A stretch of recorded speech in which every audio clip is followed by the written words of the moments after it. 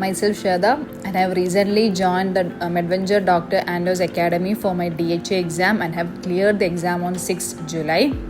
First of all, I would like to thank Dr. Andos sir, my mentor, and other teaching staffs and also non-teaching staffs because they were all very cooperative and helpful. So എൻ്റെ ഒരു exam journey പറയുകയാണെങ്കിൽ ഞാൻ first of all like ഒരു 2 months completely basic classes ആയിരുന്നു നല്ല രീതിക്ക് തറവാക്കി പഠിച്ചിട്ടുണ്ടായിരുന്നത് and also മനസ്സിലാക്കിയിട്ടുണ്ടായിരുന്നത്. Doctor ആൻഡോസ് സാറിൻ്റെ class വളരെ ഹെൽപ്ഫുള്ളായിരുന്നു.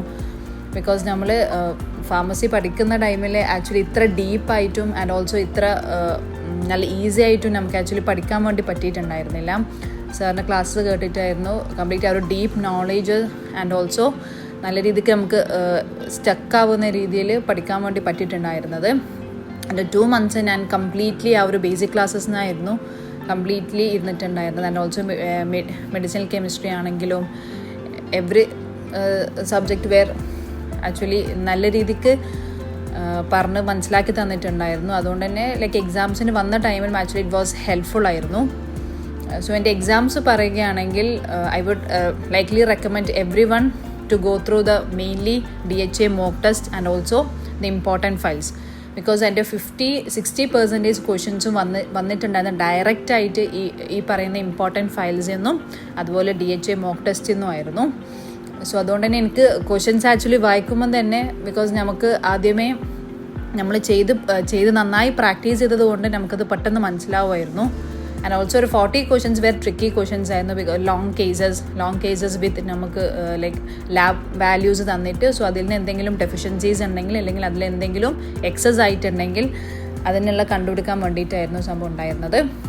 പക്ഷെ അത് ഓൾറെഡി നമുക്ക് എന്താ ബേസിക് ക്ലാസ്സസിനും അതുപോലെ തന്നെ മോക്ക് ടെസ്റ്റെന്നും ക്രാഷ് കോഴ്സ് എന്നൊക്കെ നമുക്ക് ആ ഒരു തറോ നോളേജ് കിട്ടിയിട്ടുണ്ടെങ്കിൽ നമുക്ക് എന്തായാലും സംഭവം അത് പാസ്സാക്കാൻ വേണ്ടി പറ്റുന്നേ ഉണ്ടായിരുന്നുള്ളൂ.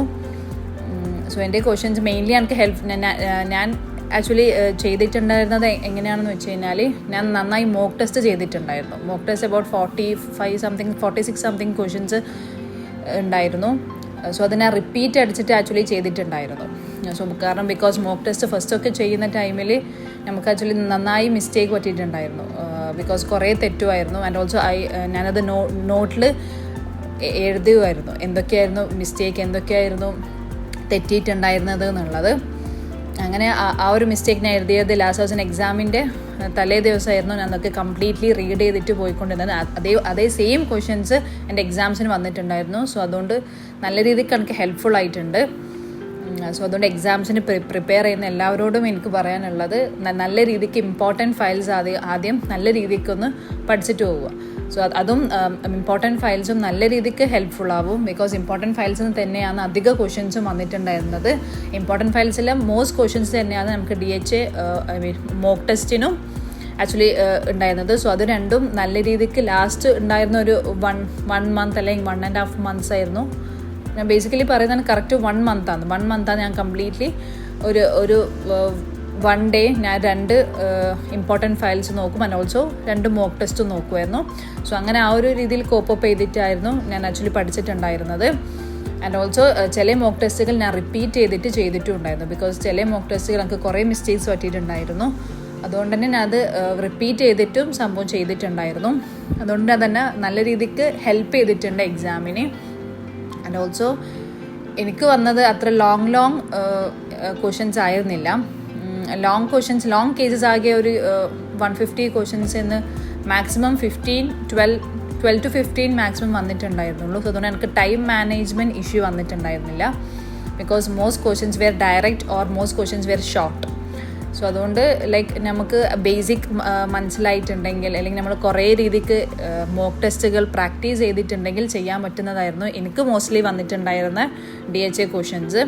സോ അതുകൊണ്ട് എനിക്ക് ടൈം മാനേജ്മെൻറ്റിൻ്റെ പ്രശ്നം വന്നിട്ടുണ്ടായിരുന്നില്ല. ബട്ട് സ്റ്റിൽ ട്രിക്കി ക്വസ്റ്റ്യൻസ് ഉണ്ടായിരുന്നു. ഒരു 60% വേർ നമുക്ക് ഈ മെഡ്വെഞ്ചറിന് തന്നിട്ടുണ്ടായിരുന്ന DHA മോക്ക് ടെസ്റ്റുകളാണെങ്കിലും അതുപോലെ തന്നെ നമ്മൾ ഓരോ ഗ്രൂപ്പുകളുണ്ടായിരുന്നു. സോ ഗ്രൂപ്പുകളിൽ ഓരോരോ വീക്ക്ലി അല്ല ഡെയിലി അങ്ങനെ ഓരോ ക്വസ്റ്റ്യൻസ് ഒക്കെ ഇടുമായിരുന്നു. സോ ആ ക്വസ്റ്റ്യൻസ് ആക്ച്വലി നമുക്ക് പ്രാക്ടീസ് ചെയ്ത് നമുക്കതിനൊരു ബേസിക് എന്നുള്ള മനസ്സിലായിട്ടുണ്ടെങ്കിൽ നമുക്കത് പെട്ടെന്ന് ക്രാക്ക് ചെയ്യാൻ വേണ്ടി പറ്റുന്നതാണ്.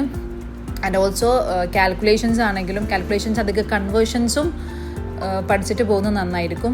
നമുക്ക് കാൽക്കുലേഷൻസ് വന്നിട്ടുണ്ട്, പക്ഷേ കാൽക്കുലേഷൻസ് വാസ് വെരി ഡിഫിക്കൽട്ട് ആയിരുന്നില്ല. പക്ഷേ ചില കൺവേർഷൻസ് നമ്മൾ അറിഞ്ഞിരിക്കുന്നത് നന്നായിരിക്കും. കാരണം കൺവേർഷൻസ് പഠിച്ചു കഴിഞ്ഞാൽ നമുക്ക് നല്ല രീതിക്ക് അത് കൺവേർട്ട് ചെയ്ത് ചെയ്യാൻ വേണ്ടി പറ്റും. അധികവും ഡയറക്റ്റ് കാൽക്കുലേഷൻസ് ആണെങ്കിലും ഡയറക്റ്റ് ആയിരുന്നു. പക്ഷേ അത് കൺവേർഷൻസ് മനസ്സിലായിട്ടുണ്ടെങ്കിൽ നമുക്ക് നന്നായിട്ട് ചെയ്യാൻ വേണ്ടി പറ്റും. അതുപോലെ തന്നെയായിരുന്നു കേസസും നമുക്ക് ലൈക്ക് എക്സസ് ആയിട്ട് ഏതെങ്കിലും എക്സസ് വന്നു കഴിഞ്ഞാൽ അല്ലെങ്കിൽ ഡെഫിഷ്യൻസി വന്നു കഴിഞ്ഞാൽ ഏതൊക്കെ ഡ്രഗ്സ് കൊടുക്കുന്നുണ്ടെന്ന് നമുക്കറിയണം. ആൻഡ് ഓൾസോ മെയിൻലി ഫോക്കസ് ചെയ്യേണ്ടതും ഈ നമുക്ക് ഏതൊക്കെ ഡ്രഗ്സാണ് നമുക്ക് റീനൽ ടോക്സിസിറ്റി വന്നാൽ ലിവർ ടോക്സിസിറ്റി അല്ലെങ്കിൽ റീനൽ ഇഷ്യൂസൊക്കെ വന്നതിനെ കൊടുക്കാൻ പറ്റാത്ത ഡ്രഗ്സ് ഏതൊക്കെയാണ്, കൊടുക്കാൻ പറ്റുന്ന ഡ്രഗ്സ് ഏതൊക്കെയാണ്. സോ അതിലും മെയിൻലി ഫോക്കസ് ചെയ്യേണ്ട ആവശ്യമുണ്ട്. ബിക്കോസ് നമുക്കൊരു ലോങ് കേസ് വരുന്ന സമയത്ത് ചിലപ്പം അതിനെ ഡിപ്പെൻഡ് ചെയ്തിട്ടും ക്വസ്റ്റ്യൻസ് ചോദിക്കാം. കാരണം അധിക ഡ്രഗ്സുകളും ചിലപ്പോൾ നെഫ്രോടോക്സിറ്റി ഉള്ള കൊടുക്കാൻ വേണ്ടി പറ്റില്ല. അതുപോലെ തന്നെ ആയിരിക്കും ഹെപ്പാറ്റോടോക്സിറ്റി ഉള്ള ഡ്രഗ്സ് കൊടുക്കാൻ വേണ്ടി പറ്റില്ല. സോ അതൊക്കെ മെയിൻലി നമ്മൾ നോട്ട് ചെയ്ത് പഠിക്കുന്നത് നന്നായിരിക്കും. സോ അത് എക്സാംസിന് നല്ല രീതിക്ക് ഹെൽപ്പ് ചെയ്യും. ആൻഡ് ഓൾസോ അതുകൊണ്ട് തന്നെ ഇതൊക്കെ ഞാൻ കംപ്ലീറ്റ്ലി ഫോളോ ചെയ്തത് കൊണ്ട് തന്നെ ഒരു 4 months ഞാൻ നന്നായിട്ട് ഇരുന്നിട്ടുണ്ടായിരുന്നത്. സോ അതുകൊണ്ട് തന്നെ എന്നെ നല്ല രീതിക്ക് ഹെൽപ്പ് ചെയ്തിട്ടുണ്ട് എക്സാംസിനും. അതുപോലെ തന്നെ ചില ക്വസ്റ്റ്യൻസൊക്കെ നമുക്ക് ആക്ച്വലി ക്വസ്റ്റ്യൻ വായിക്കുമ്പോൾ തന്നെ ബിക്കോസ് നമുക്ക് ആൻസർ കിട്ടും. കാരണം ഓൾറെഡി നമ്മൾ DHA മോക്ക് ടെസ്റ്റിലാണെങ്കിൽ ഇമ്പോർട്ടൻറ്റ് ഫയൽസ് ആണെങ്കിൽ ചെയ്തതുകൊണ്ട് നമുക്ക് ഓൾറെഡി സംഭവം അതൊക്കെ മനസ്സിലാവുമായിരുന്നു. So I would like to thank Medventure whole academy, whole people, those who have helped me. So and all the best for those who are preparing for the exam.